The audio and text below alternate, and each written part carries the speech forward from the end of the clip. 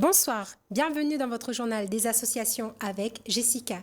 Une semaine bien remplie à nouveau, une semaine multiculturelle où se déroulait en même temps le début du Ramadan et le nouvel an tamoul.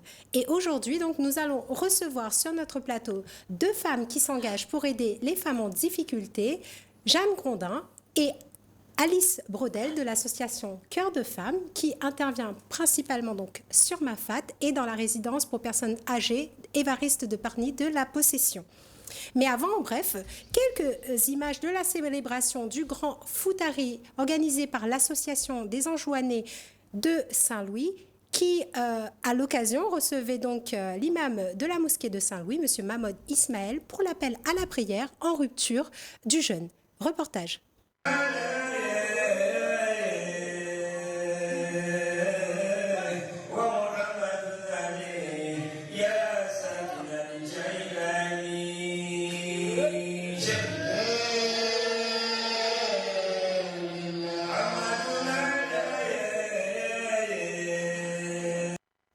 Qui dit mois d'avril dit Pâques et cette fête rime bien sûr avec chocolat et la traditionnelle chasse aux œufs organisée par le domaine Palsade de Saint-André qui vous attendait, vous et vos enfants, en vue de passer un moment convivial dans une bonne ambiance et avec à la clé du chocolat à gogo. Reportage.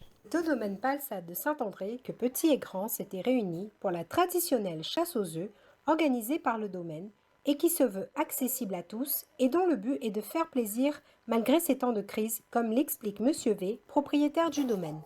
Alors, pour la troisième année, nous organisons la chasse aux œufs pour les enfants. Et donc, nous avons fait une journée, enfin depuis dimanche, nous avons fait plusieurs vagues de chasse. Là, nous cache des boules en plastique pour que les fourmis ne mangent pas le chocolat. Et les enfants, ils cherchent et ils reviennent échanger contre du chocolat. Mais parce que c'est toujours dans la même optique de voir le sourire sur le visage des gens, des enfants surtout. Et bien quand les enfants ont le sourire, les parents forcément ont le sourire. Et puis c'est pour donner un petit peu l'exemple, pour montrer qu'il n'y a pas besoin forcément de tout le temps chercher à avoir du profit. Mais bien content de voir les gens dire, moi, ben, quand ils sentent bien que ce n'est pas le profit que nous recherchons, c'est vraiment l'envie de donner, les donner avec cœur, ils s'en sentent bien. Et ce que nous recherchons, c'est que les gens ils viennent, passent une bonne journée. Là, nous faisons en sorte que tout le monde a le sourire. C'est que celle-là n'a pas gagné beaucoup de chance pour avoir des œufs pour la première vague. Nous réorganisons une deuxième vague pour que chacun, tout le monde, il puisse avoir au moins 4-5 œufs pour partir chez eux. Il y a quand même 3000 œufs à faire partir. Oui, parce qu'après, ben, nous connaissons. Après, il ne faut pas se voiler la face. Nous, on fait une passe dans ces moments difficiles, même que les gens ils croient que des fois, nous racontons n'importe quoi. Nous, on a fait une passe dans des situations difficiles. Nous connaissons que ça veut dire des périodes difficiles, il n'y a pas d'argent, ils ne connaissent pas comment faire, mais chacun à son niveau. Et bien les gens qui n'ont pas les moyens, parce que nous les 17 comme 18, et bien là, ils peuvent venir ici, donner un chèque que nous va encaisser dans 1 mois, 2 mois, même 3 mois. Nous, on s'en fiche. Le but, c'est qu'on soit quand même payé, mais qu'importe la date, mais pour que la personne il puisse vraiment profiter. Et puis, ben, son maman, il ne dit pas son maman, ben, nous, ça va pas parce qu'il pleut, ben, parce que c'est ceci, cela. Là, lui, vraiment, il a la chance comme tout le monde, en fait. C'est tout heureux que les petits et les grands sont repartis les paniers remplis de boules magiques à échanger cette fois-ci contre du vrai chocolat, à consommer quand même avec modération. Restons dans cette idée de partage et d'entraide et rejoignons à la possession l'association Un cœur c'est un cœur qui a organisé ce samedi 16 avril 2022 une vente solidaire de vêtements et de meubles accessibles à tous. Reportage. La vente solidaire de vêtements et de meubles accessibles à tous, voilà l'objectif que s'est donné ce samedi 16 avril 2022 l'association Un cœur c'est un cœur basée à la possession et qui veut offrir à tous la possibilité de se vêtir et se meubler à petit prix. Alors, c'est une association qui a pour statut d'accompagner les personnes dans des projets socio-éducatifs et plus par extension du coup de pouvoir être présent sur le territoire et de monter des projets en faveur des habitants ou de publics ciblés. Donc aujourd'hui, c'est une vente solidaire qui permet d'avoir accès à des vêtements et en l'occurrence aussi à quelques meubles à très bas prix. Et les recettes vont nous permettre de financer des actions en faveur de publics très vulnérables. Alors vous pouvez vous connecter sur notre page Facebook et puis ici toutes les personnes qu'on rencontre, on récupère avec bien sûr leur accord, leur numéro de téléphone et on peut comme ça régulièrement sur des actions leur transmettre des textos. Pour connaître la prochaine vente, il faut donc se connecter à leur chaîne Facebook Un cœur c'est un cœur où vous pourrez suivre toute leur actualité. Continuons notre parcours à la Possession et c'est maintenant du côté de la salle du conseil municipal de la mairie de la Possession que nous nous sommes rendus où se déroulait la remise de ceinture noire pour 3 jeunes du club AMSL de karaté de Shinkyuku Shinkai et également la remise de prix pour 3 vice-champions, une belle brochette de champions comme le souligne Jean-Michel Magdelaine.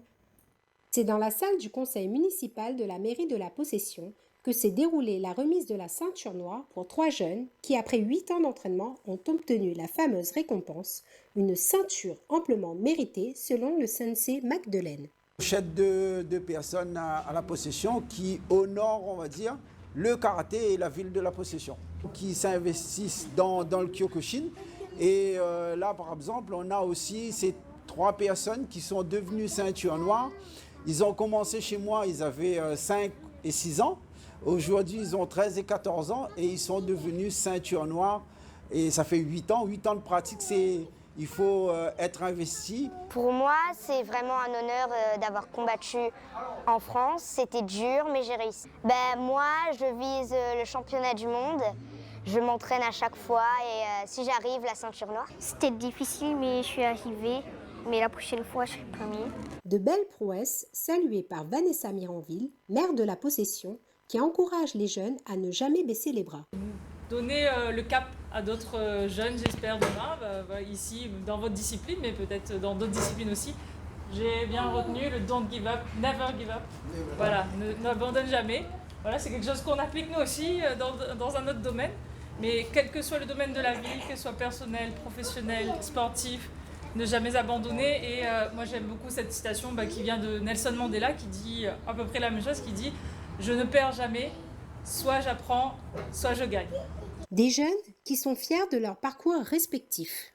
Ça représente le terme de beaucoup d'années d'entraînement, de souffrance. Et j'envisage d'obtenir la ceinture noire fédérale qui s'obtient à 14 ans. Un club pour qui l'avenir semble prospère, avec encore de beaux titres à rafler.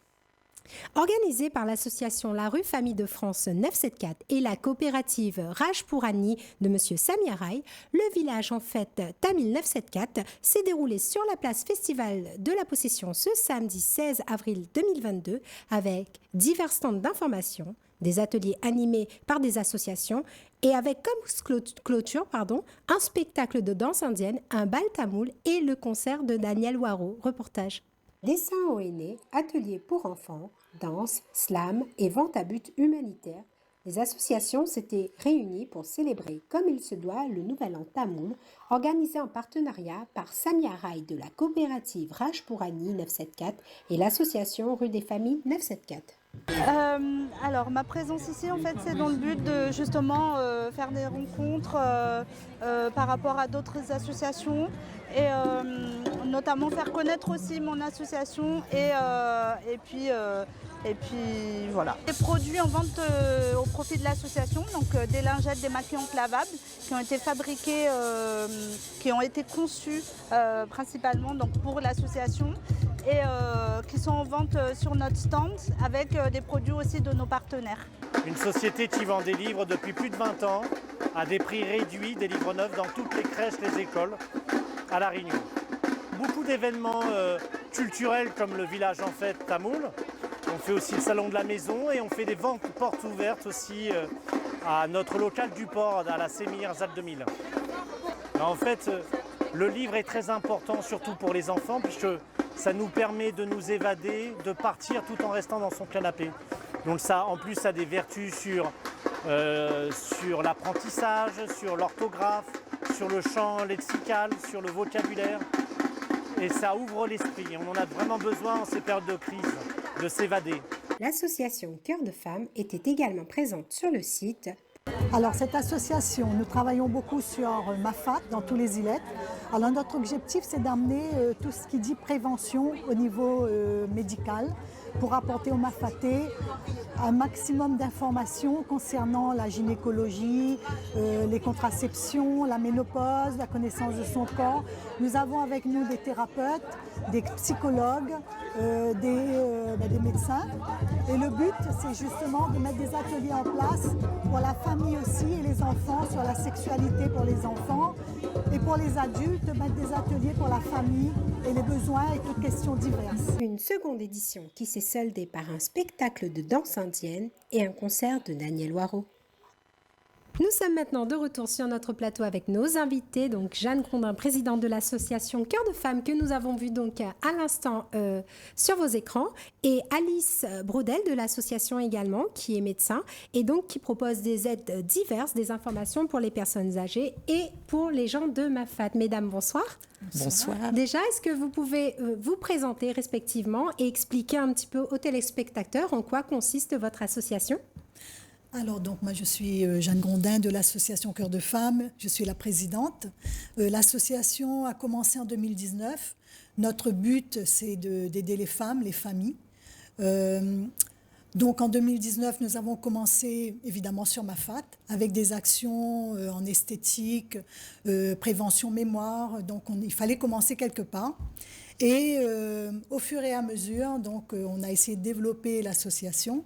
Et à la rencontre de Alice Brodel, qui est médecin, on a développé le pôle Santel, donc, qui est un pôle qui a été ouvert sur Mafat pour les Mafatais en gynécologie et dans les préventions médicales touchant à peu près à tous les niveaux. Alice, justement, pourquoi vous avez rejoint l'association ? Moi, j'ai eu la chance, je suis médecin en retraite depuis le 1er avril 2020, et j'ai eu la chance de rencontrer Jeanne lors d'une distribution de repas où moi j'étais avec Médecins du monde océan Indien, et Jeanne était là avec son association Cœur de Femmes que je ne connaissais pas. Et on a tout de suite sympathisé, et quand elle m'a dit qu'elle cherchait justement un médecin pour mettre en place un pôle Santel, voilà, j'ai sauté dessus. Et c'était vraiment un grand plaisir, et comme Jeanne, je partage la même passion pour Mafat et les Mafatais. On s'est mis ensemble pour mettre en place ces actions, surtout en gynécologie, puisque moi, je travaillais en planning familial, gynécologie médicale. Donc, comme c'était mon domaine, ça intéressait Jeanne, et ça intéressait aussi les femmes de Mafat qu'on a rencontrées au départ, le jour de la fête de la femme. C'était en mars l'année dernière, c'est ça, ou il y a 2 ans déjà En mars cette année. En 2021. 2021, c'est ça. Et c'est là où tout a commencé. Et justement, Mafat, un endroit qui vous semble cher. Pourquoi ? Alors, Mafat, c'est vrai que c'est une population qui est isolée. Quand l'association a été créée, le but c'était parce qu'il y a tellement d'associations qui œuvrent et qui œuvrent très bien. Donc, on a voulu faire quelque chose qui n'existe pas ou qui tout au moins est très peu existant dans le domaine. Donc c'est pour ça qu'on a choisi Mafat. Comme j'avais aussi des amis sur Mafat, on s'est dit pourquoi pas intervenir. Et au tout départ, c'était vraiment d'amener des actions esthétiques, du bien-être. Et par la suite, ça a été de développer tout ce qui dit santé.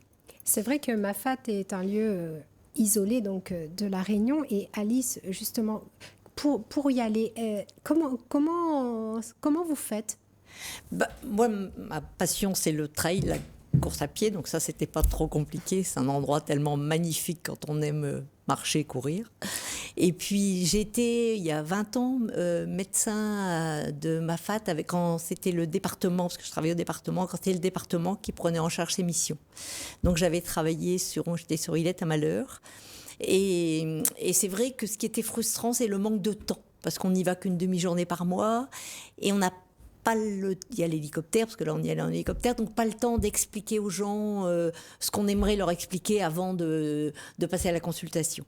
Et donc, étant en retraite, quand j'ai rencontré Jeanne et qui cherchait quelqu'un pour travailler en santé justement sur Mafat, c'était inespéré. Donc, pourquoi on a mis ça en place. D'accord. Mafat, je précise donc pour nos téléspectateurs, donc, qui sera encore à l'honneur dans votre prochain journal des associations, puisque je recevrai l'artiste Jagang et le groupe Zion Vibration.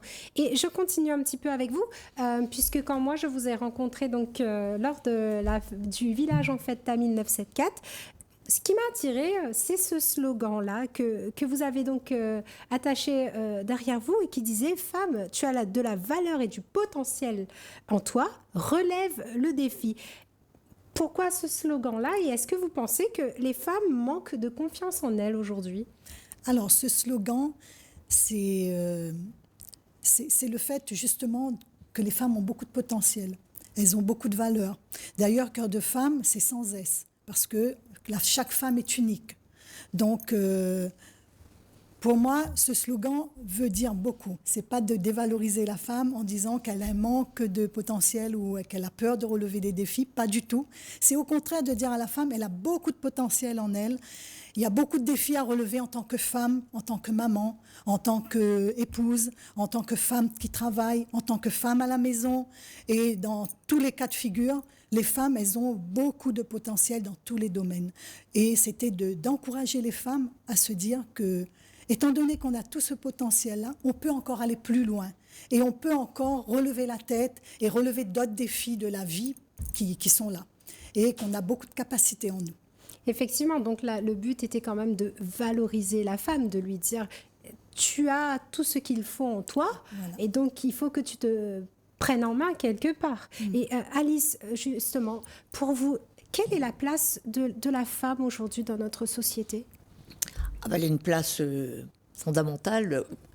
Légal, on est en France, donc je pense qu'en France, on est légal, on peut en tout cas être l'égal de l'homme, et il faut y croire fortement et agir en fonction. Donc je pense que vraiment, nous, on est là pour insister auprès de chaque femme, de lui dire qu'elle est l'égale de l'homme et qu'elle peut tout faire, qu'elle a le potentiel pour faire tout ce qu'elle rêve de faire. On essaie de les aider dans ce sens-là. Mais après, c'est vrai qu'on est quand même dans une société où persistent des inégalités, et notamment sur les salaires, notamment aussi sur les postes administratifs, ce qui est navrant. Et par rapport à ces valeurs que vous défendez au sein de l'association, est-ce qu'il y a encore du chemin à parcourir? Quelles sont les améliorations que vous pourriez apporter à tout ça? Ah oui, c'est sûr qu'il faut continuer à se battre pour que ces inégalités disparaissent, et ça va certainement pas se faire du jour au lendemain, mais déjà il faut y croire, et puis jamais baisser les bras, ce que fait Jeanne avec son association depuis plusieurs années. Et c'est pour ça qu'on se dit que la femme, elle a tellement de potentiel qu'elle peut justement relever pas mal de défis, et ce serait dommage justement de relever des défis et de se retrouver avec justement des situations où c'est pas égal. Mais par contre, au niveau de l'homme, la femme et l'homme, ils se complètent. Voilà, je voulais aussi effectivement, c'est vrai. Il faut quand même le souligner, parce que du coup, c'est vrai qu'on n'est pas là non plus pour rentrer dans un débat homme supérieur ou femme supérieure. Effectivement, il y a cette complémentarité sur laquelle on insiste bien et qu'il est important, je dirais, de défendre de nos jours. Et on va revenir un petit peu sur l'association, justement. Concernant les consultations médicales, vous pensez qu'il y a encore de la désinformation qui se fait au niveau des femmes, notamment celle de Mafat, par rapport justement au domaine de la santé? Oui, ce qu'il y a, c'est qu'on a... Il n'y a pas... évidemment, il y a l'éloignement, Mafat. Les consultations, dans chaque ILET, il y a une fois par mois, une demi-journée par mois, des consultations dans chaque ILET. Mais c'est vrai que c'est très peu par rapport à sur le littoral. Si vous avez envie d'avoir une information, si vous avez besoin de voir un médecin, vous allez aller voir votre médecin. Mafat, c'est beaucoup plus compliqué. Donc nous, ce qu'on fait, donc là, on a choisi de débuter, en tout cas sur la gynécologie, puis moi qui était plus mon domaine en plus, et puis que j'adore. Et ça nous permet, nous, avant de passer aux consultations, on fait des ateliers où on fait une demi-journée la présentation de le corps de la femme. Parce que pour choisir une contraception, il faut d'abord connaître son corps et savoir comment ça fonctionne. Donc on a une demi-journée comme ça, où c'est interactif. On fait ça d'une façon très sympa, où on échange nos connaissances. Et nous, on est là pour corriger, par exemple, des connaissances qui seraient fausses, biaisées. Après, on fait une demi-journée sur la contraception, où on explique tous les modes de contraception, les avantages, les inconvénients. On apporte ces contraceptions et on montre comment ça fonctionne. Et une demi-journée sur la ménopause, en sachant bien qu'une ménopause, ça se prépare quand on est jeune, parce que c'est tout le mode de vie de toute une vie qui va faire qu'on aura une ménopause plus facile. Et puis, on a une demi-journée où on a une conseillère conjugale, des psychologues avec qui j'ai travaillé des années, et qui viennent pour parler de la parentalité, de la sexualité. Et là, ce sont des échanges avec la population. Et là, ce ne sont pas que les femmes. Les hommes peuvent s'y joindre. Et c'est toujours très intéressant. On a fait ça sur les lataniers, sur les orangers.